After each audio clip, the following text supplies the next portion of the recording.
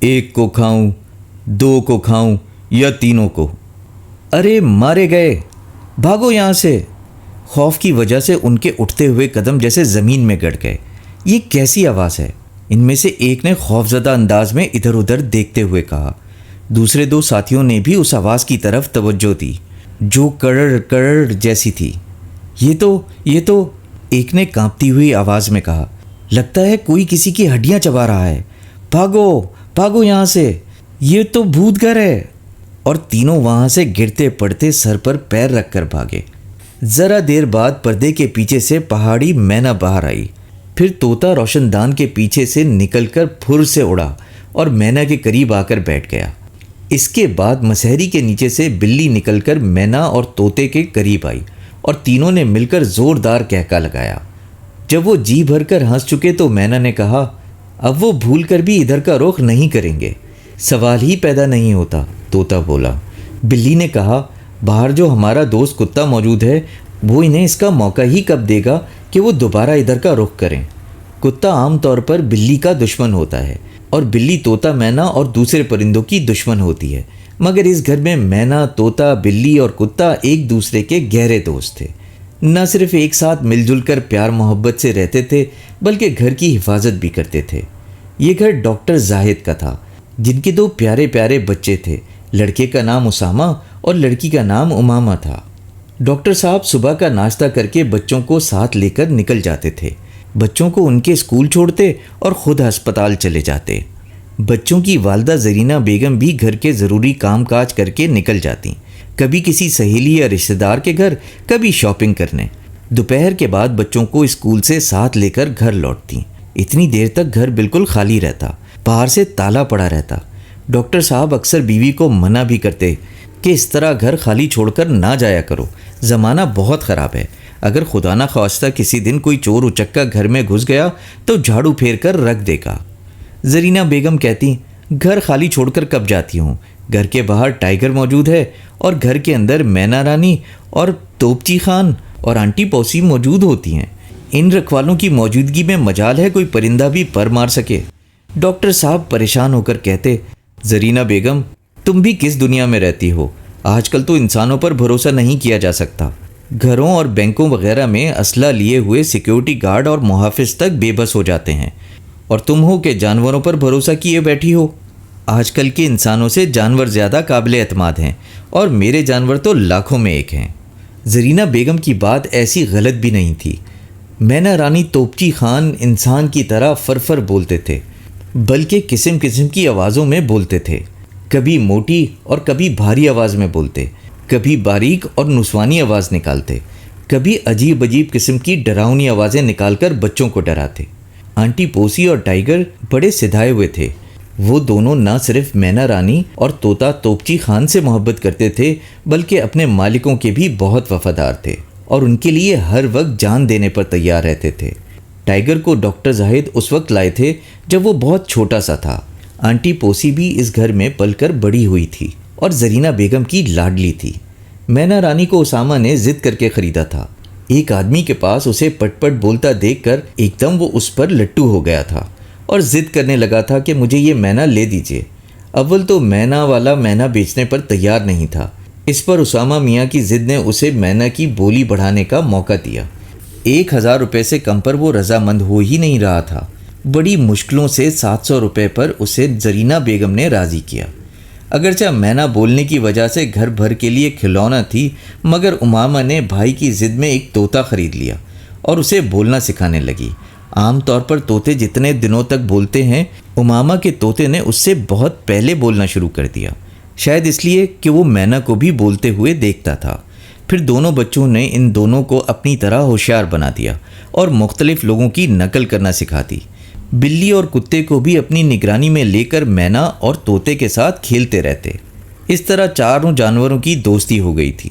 جلد ہی وہ گھر والوں کی غیر موجودگی میں بھی آپس میں مل جل کر رہنے لگے۔ گھر والوں نے ان کے الگ الگ نام بھی رکھ چھوڑے تھے۔ اسامہ نے اپنی مینا کا نام مینا رانی رکھا اور امامہ نے اپنے طوطے کا نام توپچی خان رکھا۔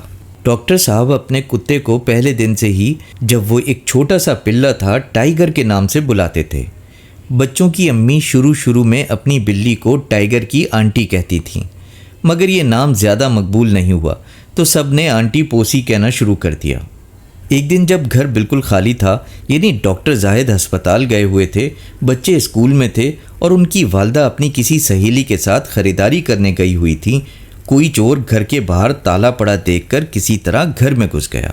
چور کو دیکھ کر مینا رانی، توپچی خان اور آنٹی پوسی نے ایک دوسرے سے آنکھوں میں کچھ کہا اور بڑی خاموشی سے اپنی اپنی پوزیشن سنبھال لی۔ چور نے ابھی فیصلہ نہیں کیا تھا کہ کس چیز پر ہاتھ مارے، کیا چرائے۔ شاید اسے نقدی اور زیورات کی تلاش تھی۔ وہ ادھر ادھر کھوجی نگاہوں سے دیکھ رہا تھا کہ ایک دم ایک بہت بھاری بھرکم آواز ابھری، کون ہو تم اور یہاں کیا لینے آئے ہو؟ چور ایک دم ٹھٹکا اور اس نے خوف زدہ نگاہوں سے چاروں طرف دیکھا کہ یہ آواز کس کی تھی اور کہاں سے آئی تھی۔ اس نے دل میں سوچا کہ میں نے تو اچھی طرح اطمینان کر لیا تھا کہ گھر میں کوئی موجود نہیں ہے۔ بولتے کیوں نہیں شاہ جی؟ ایک بے حد ہی سریلی نسوانی آواز آئی۔ تمہیں سانپ کیوں سونگھ گیا؟ چور اور بوکھلا گیا۔ یک نہ شد دو شد، یہاں تو کوئی خاتون بھی موجود ہیں مگر نظر کیوں نہیں آتی؟ وہ دل میں سوچ رہا تھا۔ بولتے کیوں نہیں؟ یہاں کیا کرنے آئے ہو؟ پہلی بھدی اور بھونڈی آواز نے ڈانٹا۔ مگر آپ لوگ کون ہیں اور کہاں ہیں؟ مجھے نظر کیوں نہیں آتے؟ چور نے بڑی بے بسی سے ادھر ادھر دیکھ کر کہا، تمہارے پاس سلیمانی سرما ہے؟ نسوانی سریلی آواز میں پوچھا گیا۔ چور نے بوکھلا کر اپنی جیبیں ٹٹولیں، پھر غالباً اپنی حماقت کا احساس کر کے بولا، میرے پاس سلیمانی سرما کہاں سے آئے گا؟ آخر آپ لوگ کون ہیں؟ چور نے پھر ایک بار اپنا سوال دہرایا۔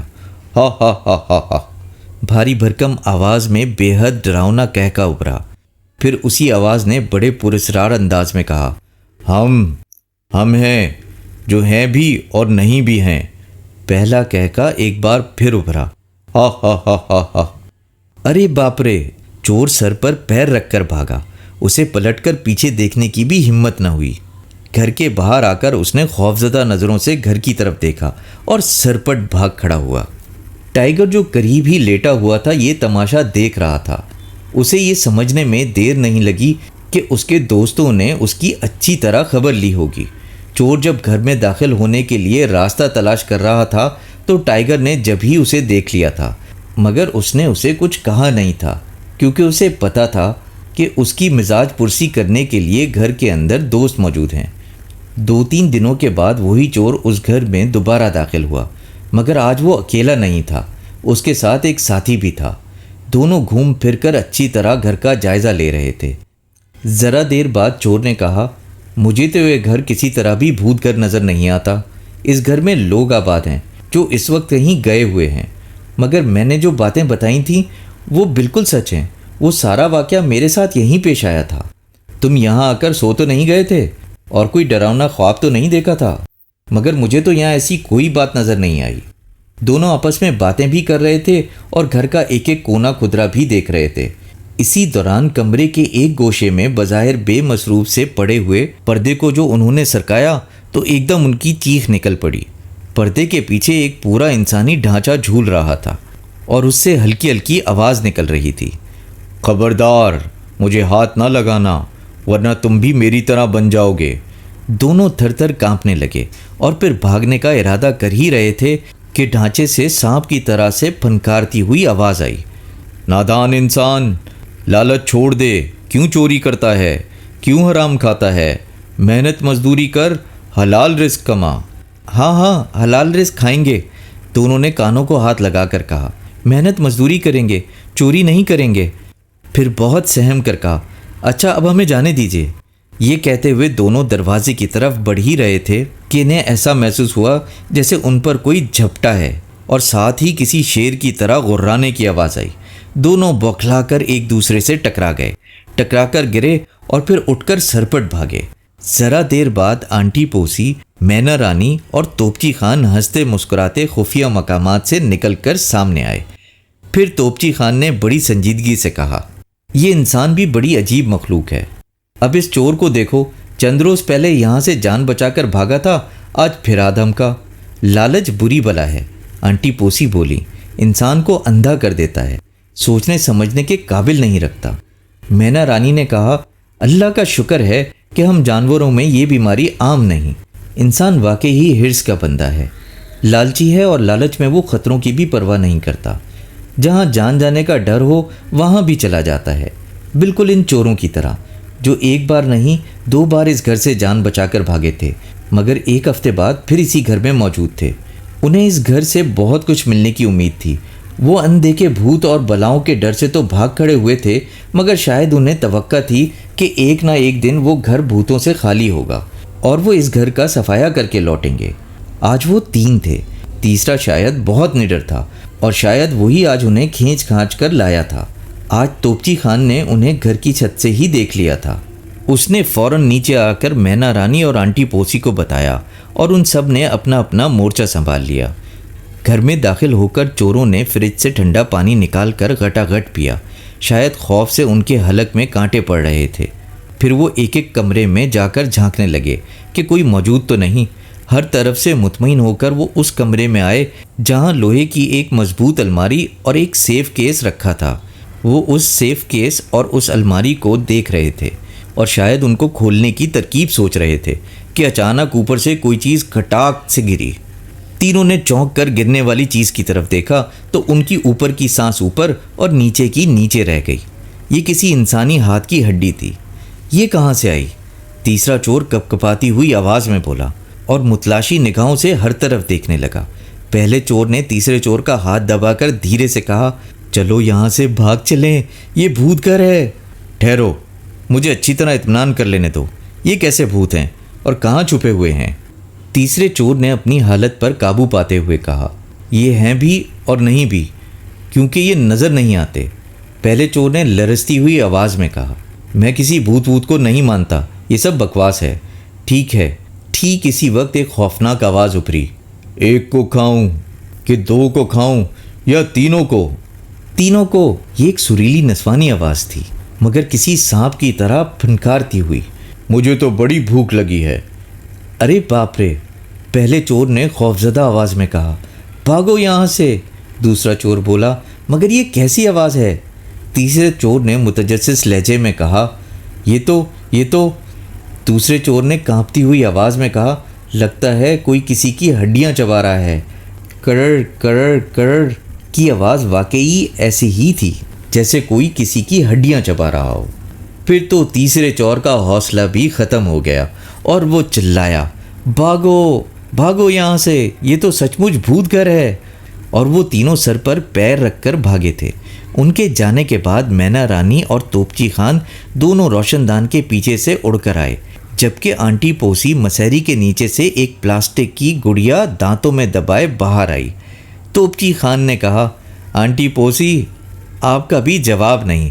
پہلے تو آپ نے الماری کے اوپر سے ہڈی گرائی، پھر مینا رانی کے 1 کو کھاؤں کہ 2 کو کھاؤں یا تینوں کو کی مناسبت سے آپ نے آپس میں ہڈیاں ایسی مروڑیں کہ بہادروں کو بھی نانی یاد آ گئی۔